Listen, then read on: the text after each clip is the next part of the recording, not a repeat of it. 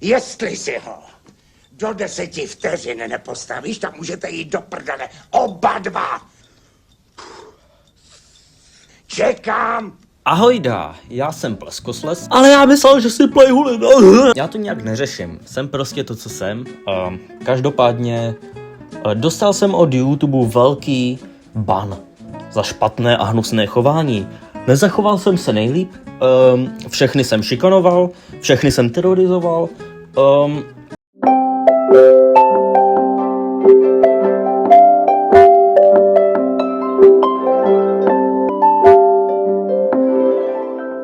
K animace jsem přišel jako slepej k houslim.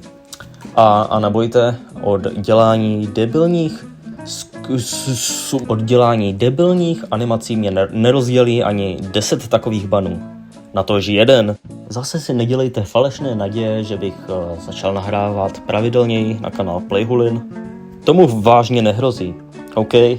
Jakoby fakt, OK? Fakt ne, kurva. Každopádně jsem rád za všechny 2 diváky, co tu jsou, co tu chodí. Mám vás rád. Děkuji moc. Skoro všechny mé animace jsou pořád volně dostupné na stránce Newgrounds. Odkaz máte v popisku. Budu tam nahrávat i nadále. Takže neváhejte a dejte mi tam ten follow. Ať to pěkně zafollowuje. Jak to teda bude s YouTubem? Mám založený kanál, který budu ještě chvíli udržovat v utajení. Řeknu vám o něm, až bude správná chvíle. Dobře, sdělil jsem teda vše, co jsem chtěl sdělit. A já si jdu zas honit kokota.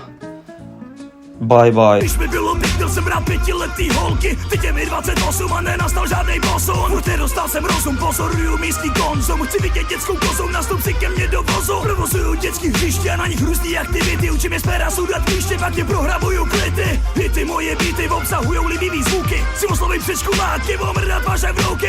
Holky,